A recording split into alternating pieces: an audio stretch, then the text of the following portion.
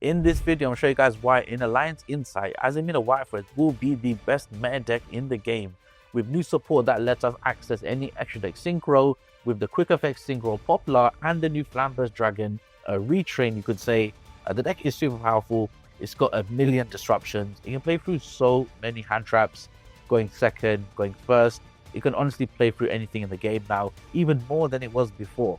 So that's saying a lot. And so yeah, let's get into it. I've got a ton of really meta game relevant replays, and so let's get into it. Make sure to like, comment, and subscribe, and I'll see you guys there. Okay guys, so in this first replay we're going up against Dragon Tail. We are going second, and so I'm going to show you guys what is possible when they have a full board of disruption pretty much. So they're starting off with some of the new Dragon Tail monsters. The effects aren't showing, but pretty much they can fusion summon as much as they want. They can add resources back to the hand from the graveyard. If they special or use as material, they set spell and traps. One of the traps bounces a attack position monster, and the other trap is a spell negation. But what's most scary about this board they've made is they have Secret Village up, which means we cannot activate a spell unless we control a spellcaster, and Secret Sanctuary, when a monster is normal express summon except a spellcaster, and your opponent doesn't control a face-up spell card, the effects are negate. So this is probably one of the craziest floodgate negations I can think of. But we play through it, guys, and we play through their disruption. So let's get into it, guys. We're going to start off with LZ. We're going to send the talents to the graveyard so that we can go ahead and do the search. They don't Ash Blossom it, but here we go. When a Dragon Tail card is activated, the new fusion gets to pop a card in the field. Just use the normal summon. They're performing a fusion summon, which bounces cards, by the way. So we've lost our really two important engine starters, the LZ and the Silver. But we get to chain the fusion summon spell because we control a spellcaster, which gets negated. So already it doesn't look good for us, but we have some really cool engine pieces in our hand. And what I love about this deck, if you can play it as a 40 card list, I think you're going to have a really strong advantage. Just so many consistent engine starters. Speaking of, Dear Bellstar got Veiled. Just activate Sinful, Spoils Deception, and then we've got the Whiteforest Field spell as well. So here we go, guys. We've got Chilago on the hand. We've searched the Dear Bellstar monster, the brand new Dear Bellstar monster. This card is probably one of the best cards they've ever released in the game. This card can generically summon a illusion or spellcaster tuner synchro if you have another Dear Bell monster on the field when you popped. That's quite crazy. It's also a free special from the grave, so you can pitch it for Dear Bellstar. We found the wanted, and here we go, guys. Now let's start playing the game. We get to do Azamina Shuffle spell. I believe we use this because, guys, this is also a Sinful spoils card. That's what it's treated as. So we can use it for fusion material, which we just did. And now, obviously, the new trap card when it's banished, all Dear Bell monsters gain a stat boost. We bring out the Whiteforest Synchro, which can bridge us into the Snake Eyes Synchro. And we summon the Snake Eyes Fusion because we added two monsters to the back row. Just goes to show the new synergy of the new cards, really bringing the new Snake Eyes Dam Dragon back into the meta game. I think a card people were not really expecting to do well. But there we go. The opponent surrendered. We've got a crazy board. We've got more Snake Eye cards coming. Because of the Dear Bellstar Synchro. You could add even more tech option. You could add another, second copy of the popular Synchro, for example. Have another Synchro summon going with Dear Bellstar. So I think that's a really strong replay, a really strong showcase of what this deck can do, and why I'm excited to play it for Alliance Insight, and why you guys need to keep tabs on this deck. Why for Azamina, the prices are going up. People are obviously looking into this deck, expecting it to do well. This is why. Let's go into the next replay. In this replay, we are going up against Fluanderies. I know that's a very old deck, but I still want to show you the replay because of something that happened against Fluanderies. And we'll obviously want to see it later. For now, let's just do the nice Dear Bellstar Synchro combos. I'm still playing Estella, guys. I know Elza and Estella, they kind of do the same thing now, but I like that Estella can special itself as a body, which can sometimes tribute for Sinful Spoils Deception. More importantly, though, it can be the level 2 Synchro, level 2 monster you need for a Synchro summon. If you play the popular Synchro, the field spell can turn it into a tuner with LZ to make the popular Synchro. But for now, we're just going to add the trap card back to the hand, which if you've seen replays of this deck, no one is actually doing. But this card is actually very impressive. If you control 2 or more Dear Bell monsters, send one monster you control to the graveyard, destroy your whole opponent's board. That is a very, very good disruption, obviously. I'm surprised people are not using this as a normal trap card. It's crazy. Back it up with Omni Negate. How are you going to lose that game? Continuing on, though, we've got Wanted searching Dear Bellstar. Remember, you can also search the new Dear Bellstar, which you love to see. We've got the old Dear Bellstar setting Deception. We're going to tribute Ash Blossom for this. Okay, we tribute Estella because we need space on the board. Let's do a shuffle draw one. And this is our end board, guys. We've got a wanted face down. We've got Azamina Debtors, which is a quick effect fusion summon if they Dark Rule no more. So that's why I love Debtors, guys. And that's why you're seeing in the OCG recently, people are running this card against cards like Dark Rule no more. But something really interesting is going to happen. Guys, read Saint Azamina. This card stops the opponent from targeting anything on their field, their banishment, their possession.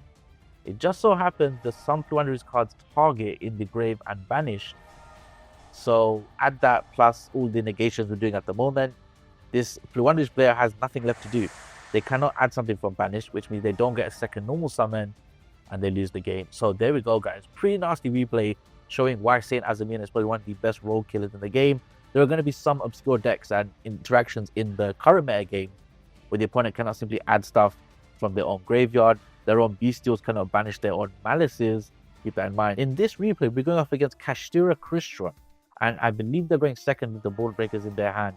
The reason why I showed this replay is Crystron Kashtira is really popular at the moment. They've done really well in the recent YCS Sydney, and for that reason, everyone is net decking this. You're seeing it everyone EDO Pro. More importantly, though, they've got two board breakers in their hand, so I think we're going to have some trouble dealing with this board. But we've got some nice combos going. Saint Azamina brings out Silvera, which happens quite often. Queen Azamina does its job as well, obviously being another body to send for Diabellstar. We've got the fusion spell face down. We've got Azel as well. I think LZ with Diabell, yeah, we can set that face down. We sent it to grave. We have a Crush Sheep, which we're going to set up later on in the combo, which I think is quite good. You definitely need to run Crush Sheep in this build, not just with Snake Eyes.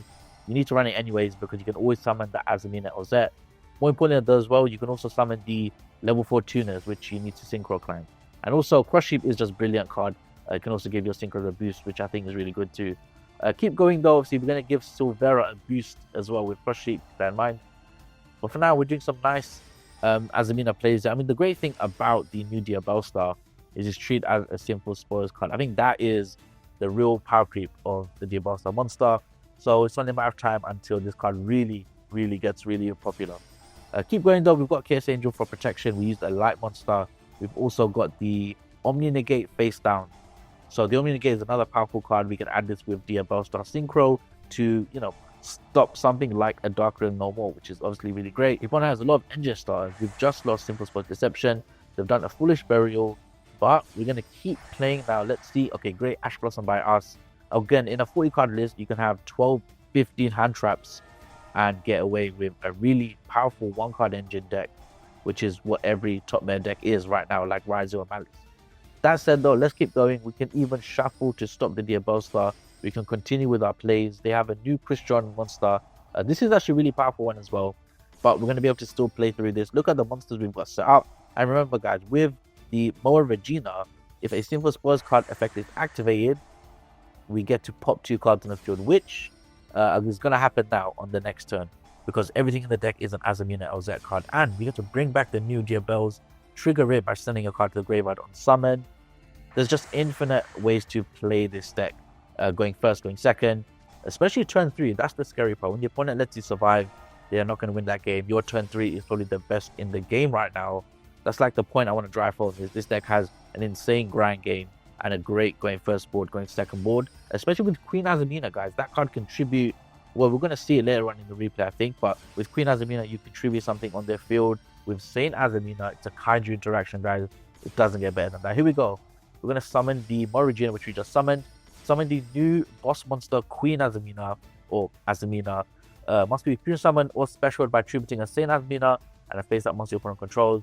Cannot be destroyed by card effects. Can't be destroyed by power. It's 4K, guys. Who's going to take that down? And also, every time your opponent activates a card or effect, all monsters they control lose 500 attack. Anything with 0 attack cannot activate. So, yeah, there's going to be some really good interactions with this card in the future. The more effects they activate, this card is going to get even better. This really is one of the best boss monsters we've seen in a while in Yu-Gi-Oh!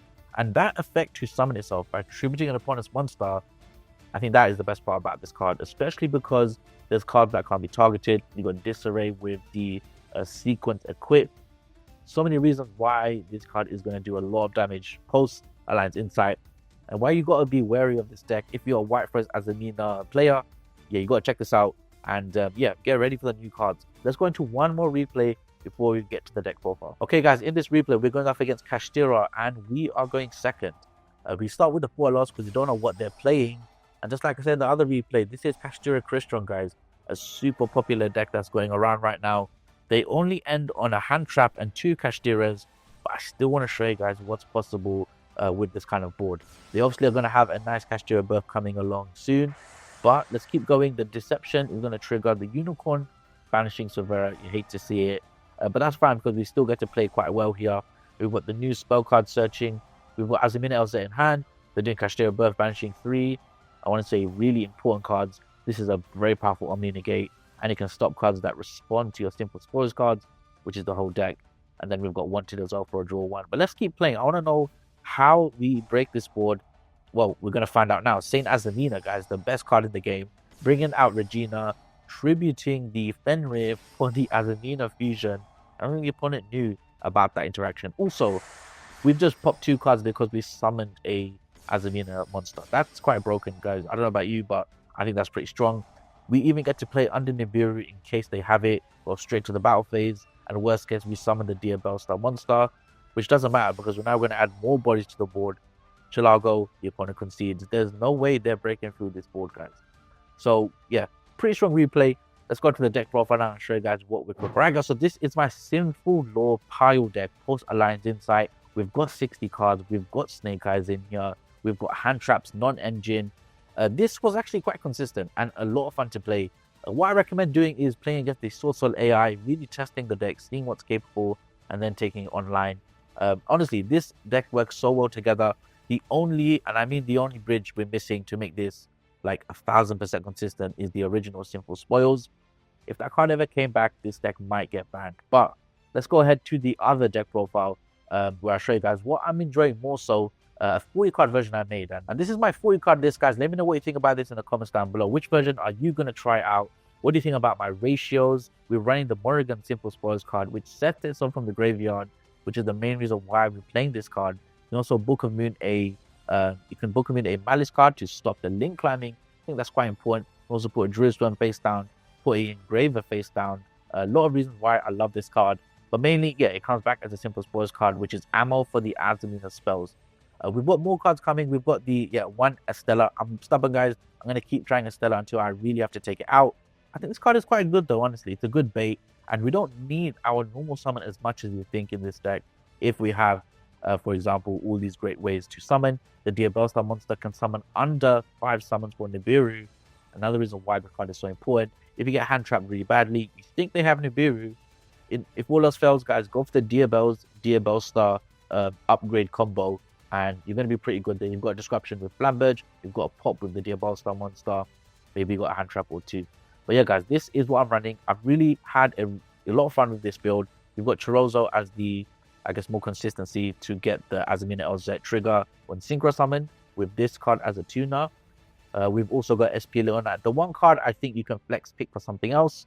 I think a Typhon is pretty good as well, but I like SP. Again, you can protect the Diabellstar Adjudicator if they Nibiru you with SP. That's a play I've done before. I think you guys know is the extra deck is quite refined, quite optimized, I would say. I wish I could find space for Eriskiti on the other Azamina monster. And if I do, I'll definitely make sure to let you guys know. But guys, this has been the deck profile. Let me know what you think about it in the comments down below. What would you like to cover next on the channel? I really think Wi-Fi's Azamina post Alliance Insight might be the best meta deck we've seen in a while. It's not just a combo deck anymore. It can play a mid-range control, much similar to Kashtira. So that being said, thank you guys so much for watching, and I'll catch you guys in the next one. Peace.